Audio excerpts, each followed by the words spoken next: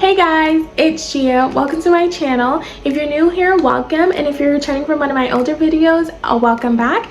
In today's video, I'm going to be talking about 6 essential tips that you need to know before moving to the UK as an international student. I myself am currently an international student, and these are tips that I think you must absolutely know just to make the whole transition easier. So stay tuned in the next part of the video and hear all the tips that I've got for you.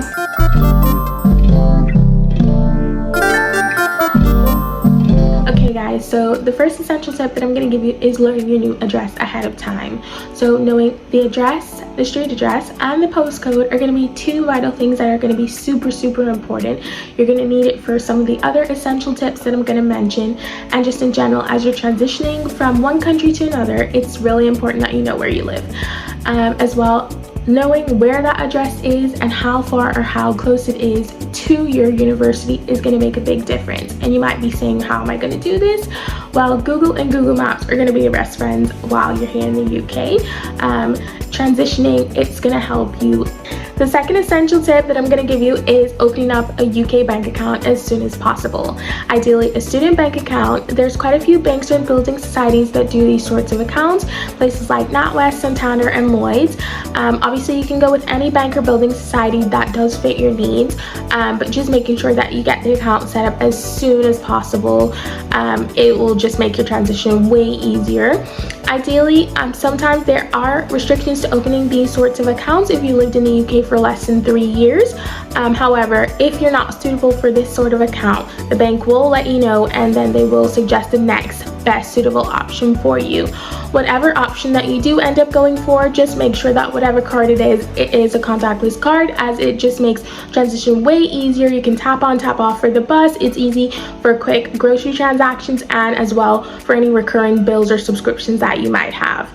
Okay, so my third essential tip is going to be setting up a UK mobile network provider as soon as you get into the country, because getting phone calls, texts, and having data is going to be super important when you're moving somewhere new. Just making sure that you pick the right plan for you. There's quite a few mobile providers that you can go with, like EE, giffgaff, O2, and Boxy. It's just picking one that you find suitable for you and that fits into your budget. You can do pay as you go, or you can set up a monthly rolling contract, whichever works best for you. But making sure that you do that as soon as possible is going to be super important. Essential tip number 4 is going to be making sure that you order or buy accommodation essentials for your new house or flat as soon as possible. If you're coming to the UK with family and they're helping you set up, there's quite a few places that you can go to in person and have a look around. So like B&M, IKEA, Primark, even Morrison's, Tesco, those would be good options. However, if you're coming to the UK on your own and you're a bit nervous about shopping around and going by yourself and meeting new people and stuff like that, I would suggest ordering things online that you'll need. Ideally, if you've got your postcode and your address, like I mentioned earlier, in advance before coming, you can go ahead and order some stuff online and get them sent to your accommodation before you actually move in, so they're all here by the time that you get there. And then if not, you can still order them from places like Asda's George Home, or you can go to Amazon or any other websites that will have like homeware, bedding, and cookware and stuff like that for your room, and get some decorations. Obviously, as you get a bit more comfortable, you can go into shops on your own, but if you're coming by yourself just as a starter, I would suggest ordering things online, and that will just help. Essential tip number 5 is figuring out how you're going to get food and groceries to your accommodation. Now, people like to go about this in 2 different ways. Some people like shopping in store at Aldi or Morrison's or Tesco or Lidl, whichever suits their fancy. However, this does sort of cause a transportation issue, because you will have to take all of those things back to your accommodation on your own, sort of lifting them. They might be heavy and loads of stuff to carry. So I actually suggest ordering things to your accommodation as far as groceries go. So you can order directly from the grocery store's website. So like Morrison's, Tesco, Asda, you can order online and have it delivered to your house or your flat. Or you can go on apps like Uber Eats or Deliveroo and order groceries through there and have it sent to you. Essential tip number 6 is figuring out transportation in the UK.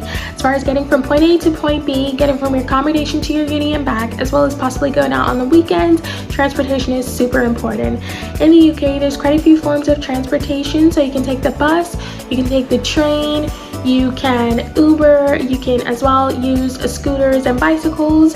So as far as busing goes, you can use the First Bus app, and normally there's First Bus in most cities, and you can use Google Maps as well to help you get to the right bus stop.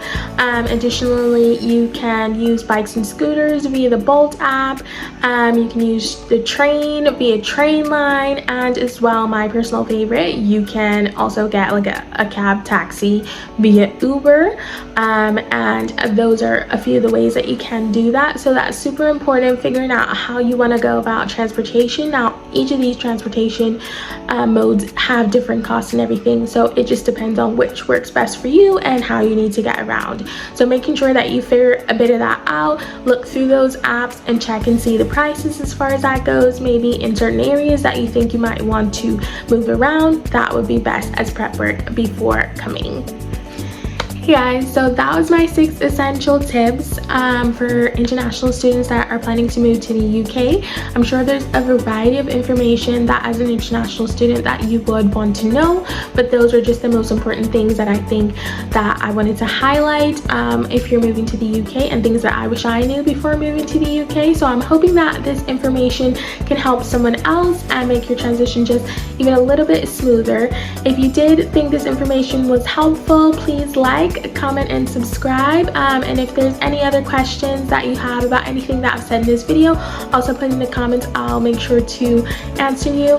But thank you guys for watching this video, and I hope I will be seeing you again on one of my other videos. Thank you. Bye.